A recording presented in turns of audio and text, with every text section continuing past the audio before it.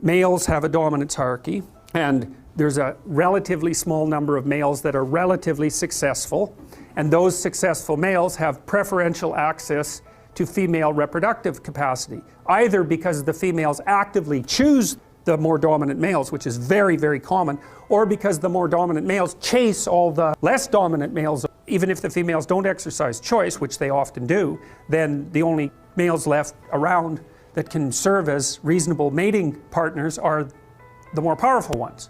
And so you think you get two really radical determiners of evolution as a consequence of that. One is that the males obviously are selected for their ability to move up dominance hierarchies, because the ones that are at the top of the dominance hierarchy reproduce preferentially, and so that means the male dominance hierarchy becomes a method of selection. But then allied with that is the female proclivity for choice on whatever dimension the dominance hierarchy happens to be arranged. And so then female sexual selection also becomes a radical, non-random selector of what genetic material is going to move into the next generation.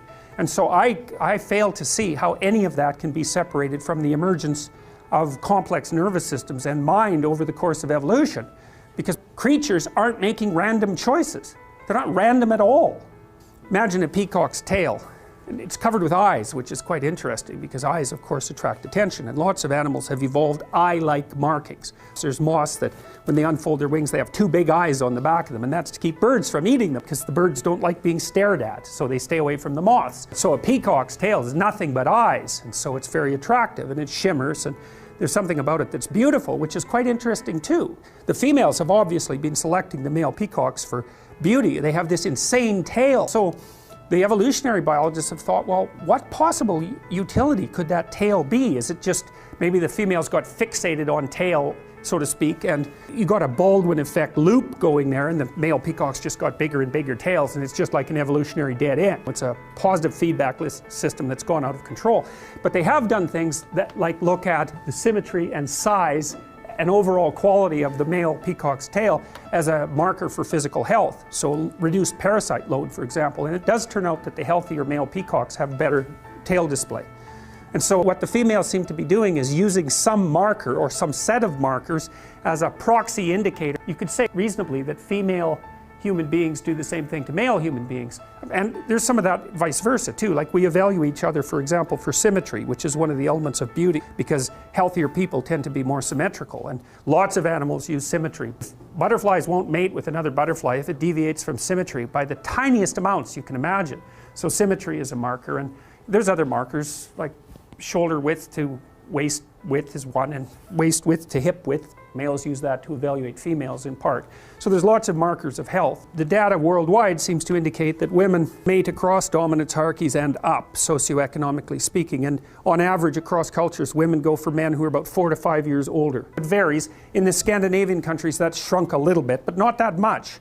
And in other cultures it's bigger. I would say that depends to some degree on difficulty of establishing economic independence, because in richer countries it's easier to have enough economic independence if you're a male to be a useful participant in the process of having children.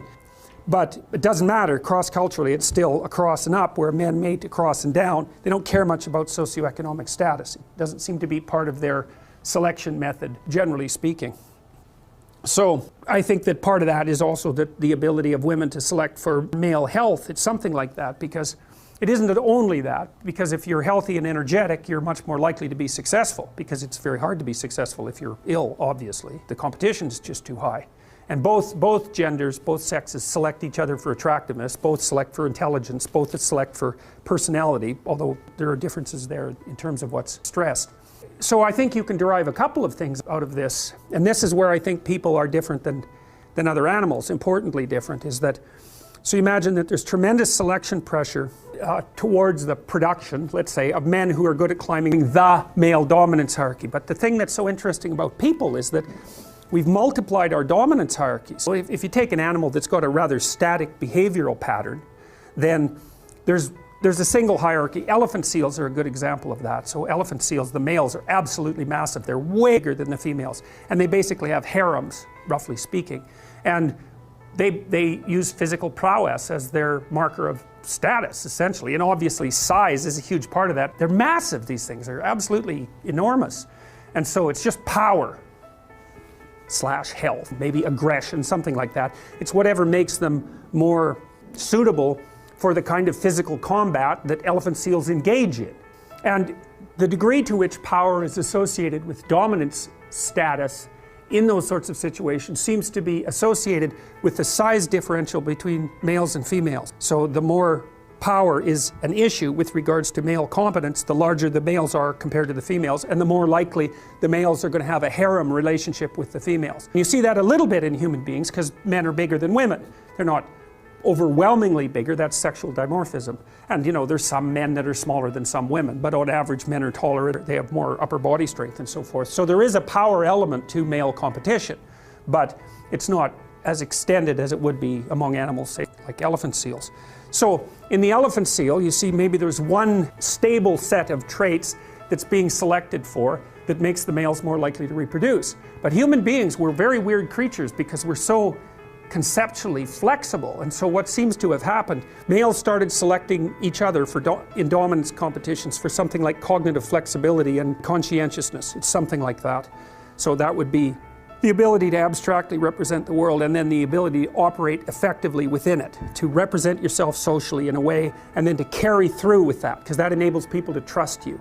So it's something like that. And so that produced cortical expansion, and then women were selecting men who were good at that, and that produced cortical expansion. And then there's an arms race between women and men with regards to intelligence, so the women kept up with intelligence as the evolutionary cycle continued. But one of the consequences of selection for cortical expansion and increased cognitive flexibility was that the number of dominance hierarchies that human beings could produce started to multiply, because there's all sorts of ways that you can be successful. Think about how many ways you can be successful in a modern culture, and you can be successful in dimensions that aren't really even associated with each other.